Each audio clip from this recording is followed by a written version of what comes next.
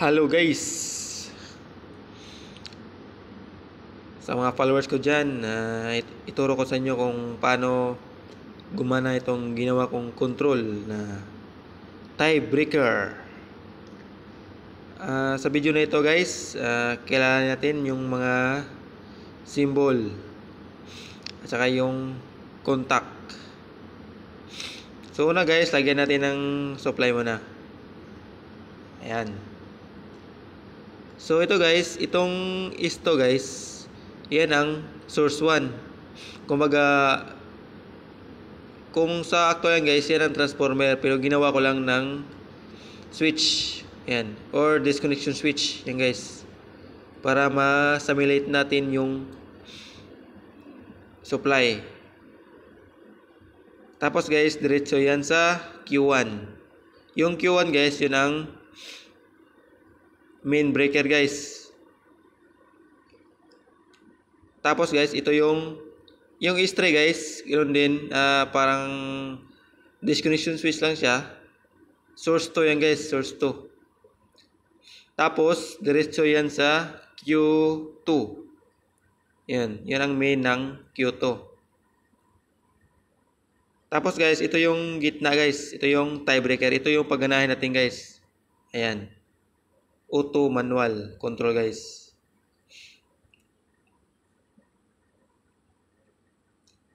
Tapos guys, ang control ng tiebreaker guys, dalawa. Kumuha sa supply ng source 1, tapos source 2. Yan guys, yan. Ang interlocking niyan guys, yung tiebreaker, ayan. Yung supply ng tiebreaker guys, hindi yan magkasalubong. Dahil ang supply ng source 2 ay dumaan ng normally close ng Q1. Yan guys. Or source 1. Dumaan guys. Tapos, ganun din sa Q2. Ayan. Yan. Yung Q1, ganun din. Dumaan ng KM2. Yan guys. Yung KM2 guys, yun ang contact ng Q2. Pag nag-trigger yung dalaw guys, mag-open yan. Ayan, ipakita ko sa inyo guys. Ayan. Makita mo guys, no? Nag-open siya guys.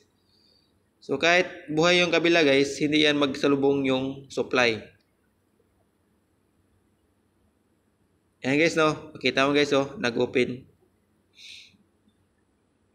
Tapos guys, patayin ko yung source 2. Ayan guys. Ayan, patay na. So, nag-contact siya. Dahil normal off yung Q2, yung relay. So, continue yung supply ng tiebreaker. Yan guys. Tapos guys, itong selector switch, yan connection na yan, naka-align yan sa manual. Diretso yan sa normally close, push button, tapos diretso ng normally open, push button. Tapos guys, diretso ng relay. Yan, yung relay, yan ang relay ng tiebreaker. Yan guys. Tapos ito naman yung interlock. Yan, yung KM3 na yan guys.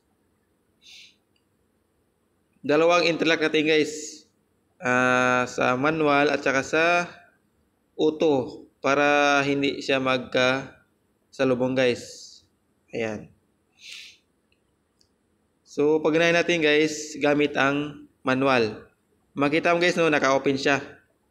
Ayan. Pag ganahin natin yung manual. I-push lang natin yung normally open.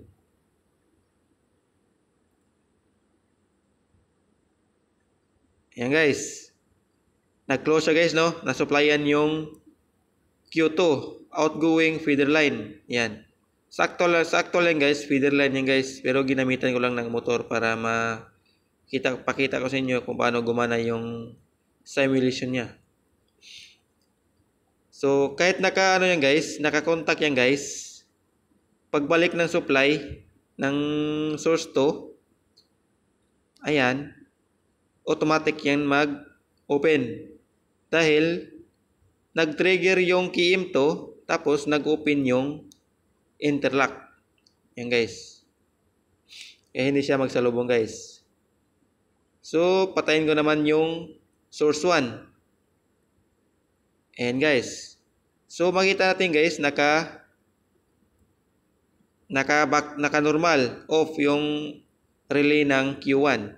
So, yung contact niya, diretso. Yan, naka-close siya. Diretso sa selector switch, papuntang push button, normally close.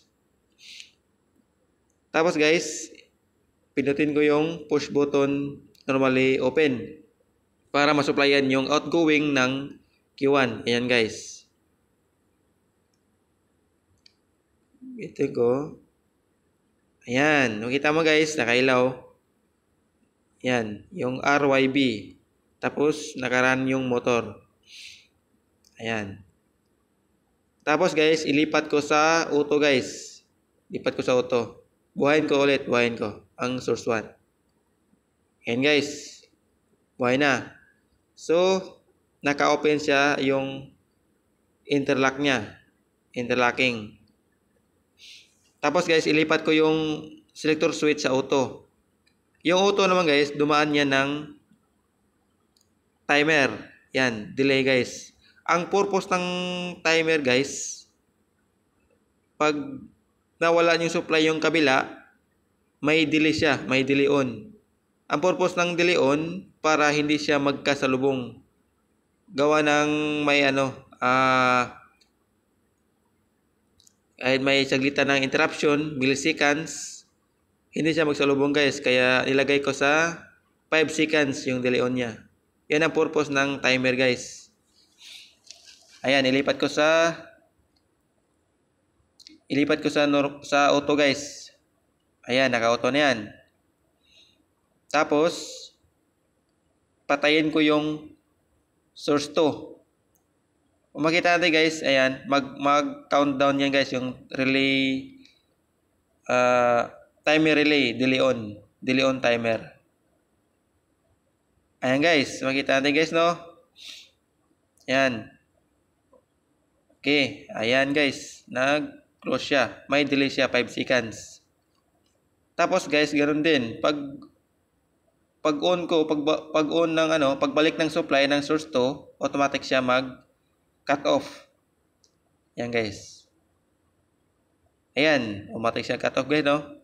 Ganun din sa source 1 guys. Pag nawala yung supply ng source 1, automatic din nagbigay ng command ang timer. Yan guys. Ang purpose ng timer guys, no, switching lang isa guys para ma-trigger yung KM3. Ayan. Pag trigger ng KM3 guys, mawala na supply ng timer. Yan guys, yun. Patayin ko yung source 1 guys. Ayan. Makita natin timer guys, no? Nag-countdown siya. Tapos, on. Ayan guys. Sasupplyan yung Q1. Feeder line outgoing. Ayan guys. Tapos, i-on ko ulit. Automatic yan mag-cut off yung tiebreaker. Yan. So, makita mo guys, no? So, ganyan lang guys. Ganyan lang simulation ng tiebreaker control guys. Auto manual. So, itong video guys ay example lang to guys kung paano gumana guys. Pero sa actual guys, marami ng control guys. Dahil may safety protection na, may overcurrent, under frequency, ganyan guys. Pero ito guys, example lang ito guys. Ginamitan ko lang ng contactor. Pero ganun pa rin ang posisyon niya guys. Kung isipin. So, yun lang guys. Salamat sa panonood. Please follow, like, and share. Salamat.